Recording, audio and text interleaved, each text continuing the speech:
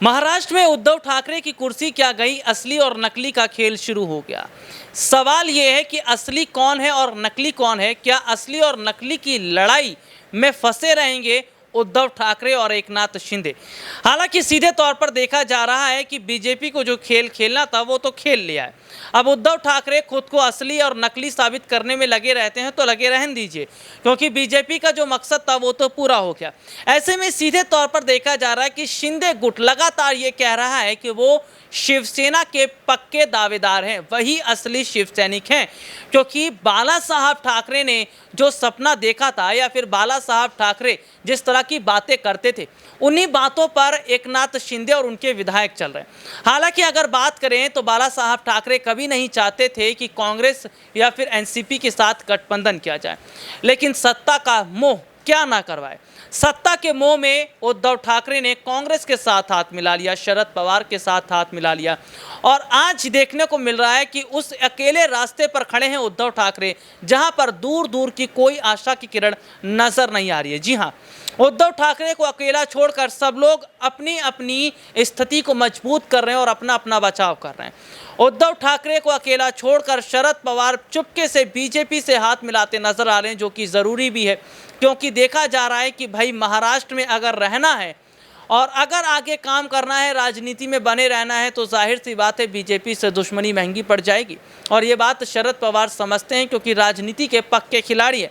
हालांकि कांग्रेस को भी इस बात की जानकारी है, क्योंकि कांग्रेस ने अभी तक ना तो बागी विधायकों पर निशाना साधा, ना एकनाथ शिंदे पर, क्योंकि सीधे तौर पर देखा जा रहा है कि राहुल और सोनिया गांधी की गर्दन को ईडी ने दबोच रखा है। राहुल और सोनिया गांधी की गर्दन जब तक ईडी के हाथ में है तब तक कांग्रेस के विधायक चूं तक नहीं करेंगे।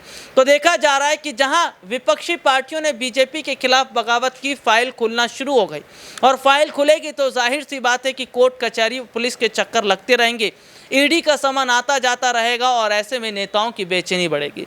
तो शरद पवार ये बात जानते हैं कि इतनी उम्र हो चुकी है, और जाहिर सी बात है क्यों इस उम्र में ईडी के चक्कर काटना या फिर एनसीबी के चक्कर काटना। तो ऐसे में देखा जा रहा है कि असली और नकली की लड़ाई तो फिलहाल महाराष्ट्र में चल रही है, लेकिन हर कोई अपना अपना बचाव करता नजर आ रहा है।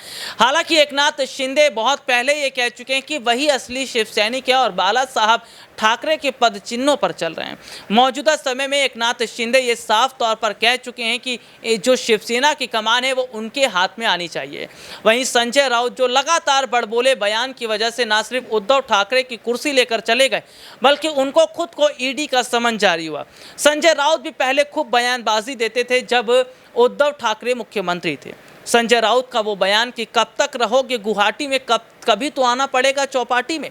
आज एकनाथ शिंदे महाराष्ट्र में हैं, सभी विधायक आज महाराष्ट्र में हैं। संजय राउत कुछ नहीं कर पाएंगे, ना कुछ कर सकते हैं, क्योंकि एकनाथ शिंदे वो विधायक नहीं रहे, अब मुख्यमंत्री बन गए। तो सीधे तौर पर हम देख रहे हैं कि संजय राउत ने खूब बड़बोला बयान तो दिया, अब उन पर लगातार शिकंजा कसता चला जा रहा है। हाल फिलहाल की बात करें तो एकनाथ शिंदे के हाथ में शिवसेना की कमान आ सकती है, क्योंकि शिंदे गुट का जो एकजुट है वो लगातार मजबूत होता नजर आ रहा है। शिंदे गुट का लगातार मजबूत होना और उद्धव ठाकरे कैंप का लगातार कमजोर पड़ना, ये सीधे तौर पर बता रहा है कि उद्धव ठाकरे ने शेर के मुंह में हाथ डालकर अपने लिए मुश्किलें खड़ी कर ली। पहले ही बीजेपी से सेटलमेंट कर लिया होता तो आज इस तरह के हालात देखने को नहीं मिलते। खैर, बात गई और रात गई बात गई, ये वाली बात हो जाती है। अब देखने को ये मिल रहा है कि उद्धव ठाकरे अपने बाकी सांसदों को कैसे बचाएंगे, क्योंकि विधायकों के बाद अब सांसद भी लगातार कैंप छोड़ने की तैयारी कर रहे हैं। तो हालांकि अब देखा जा रहा है कि फिलहाल मौजूदा समय में उद्धव ठाकरे की मुश्किलें तो बढ़ गई हैं, लेकिन नकली और असली के खेल में उद्धव ठाकरे जिस तरह से उलझे, ऐसे में आने वाले समय में उनकी मुश्किलें और बढ़ती नजर आएंगी, और बीजेपी जो रणनीति बना रही है उसमें ज़रूर कामयाब होगी। आज के लिए इतना ही, आपसे फिर दोबारा मुलाकात होगी, तब तक के लिए इजाज़त दीजिए, नमस्कार।